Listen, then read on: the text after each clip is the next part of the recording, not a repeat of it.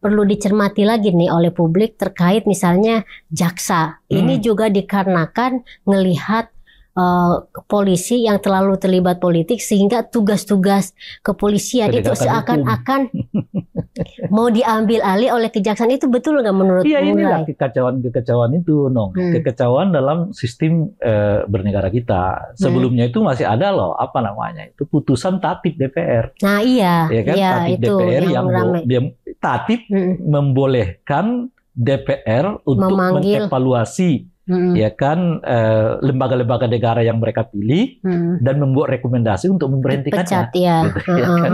Itu powerful banget ya. Itu jadi aneh-aneh. apa namanya itu kayak mendekonstruksi yang namanya konsep trias politika kan, yang mestinya selevel gitu kan.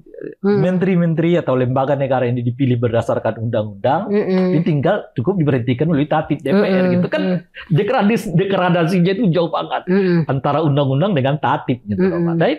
Nah salah satunya adalah soal kejaksaan ini yang berpotensi kalau benar-benar kewenangan kejaksaan ini diperluas dapat tumpang tindih dengan kewenangan kepolisian karena kelihatan nggak terbangun nih jublaknya seperti apa gitu kan.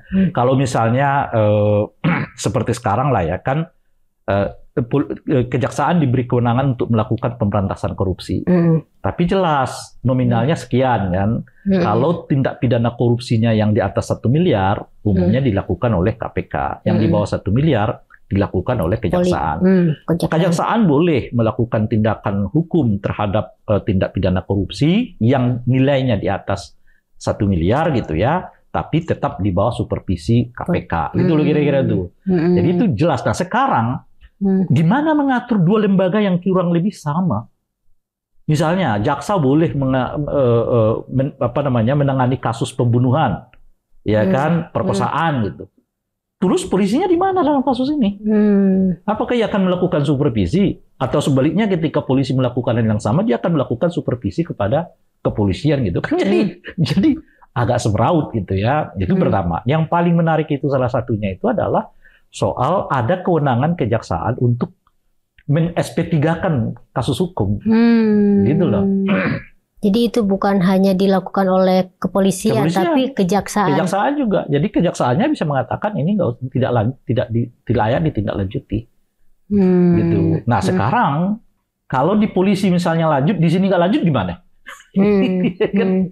Misalnya tuh, atau kedua-duanya menangani kasus yang sama, gimana tuh? Kan bisa aja kita mengatakan ya tinggal di antara mereka untuk mengatakan siapa saling yang lanjut, koordinasi gitu. Iya, itu teorinya.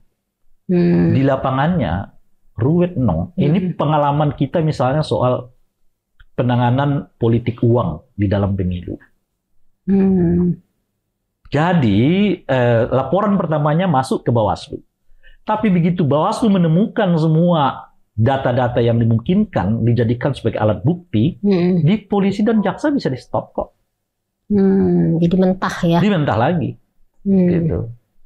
Nah ini kerumitan-kerumitan yang seperti terjadi. Atau sebaliknya, ada laporan masuk ke ruang Gakumdu namanya. Tapi disepakati akan ditindaklanjuti. Tapi kalau polisinya tetap nggak akan lanjut, selesai juga. Gitu. Atau sebaliknya, data itu dijadikan ya untuk kemudian tanda kutip lah ya kan, main mata dengan kandidat tertentu oleh polisi. Bawaslu-nya nggak bisa ngapa-ngapain dan seterusnya itu. Itu yang saya sebut teorinya kelihatan indah, tapi sebetulnya prakteknya yang terjadi di lapangan justru membuat penindakan terhadap politik uang itu makin kecil gitu. Nah, yang tadi disebutkan tadi misalnya, ini kan dilihat dalam kerangka integrasi penegakan hukum antara kejaksaan dengan kepolisian. Itu kelihatan indah tuh. Tapi saya khawatir yang terjadi di lapangan nanti bukan integrasi, tapi tumpang tindih. Ya kan, ini main, itu main, dan sebagainya. Akhirnya kemudian ada kesemerautan.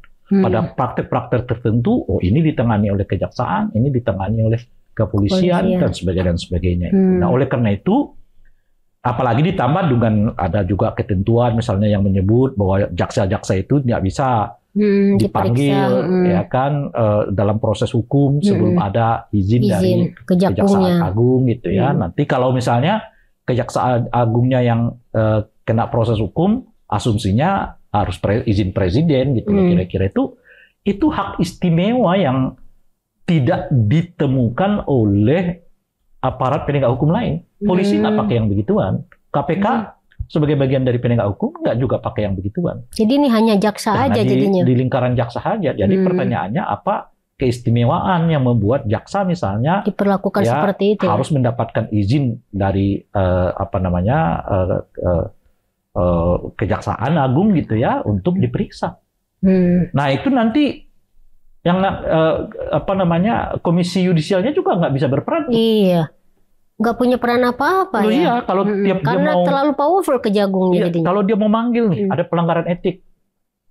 Jaksa diduga misalnya berkomunikasi dengan seseorang yang dengan cara yang gelap, kan pelanggaran etik kan selain pidana.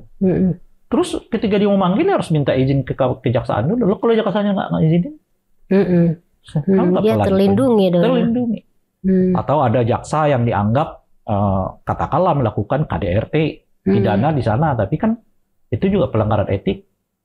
Atau ada orang yang merasa kok tiba-tiba kasusnya udah lama di kejaksaan langsung ke komisi yudisial, lalu komisi yudisial mau manggil harus minta izin dari Kejagung.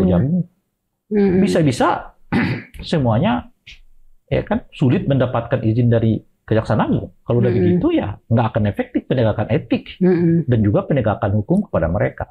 Itu satu. Nah coba kalau misalnya yang terjadi persaingan antara kepolisian dan kejaksaan.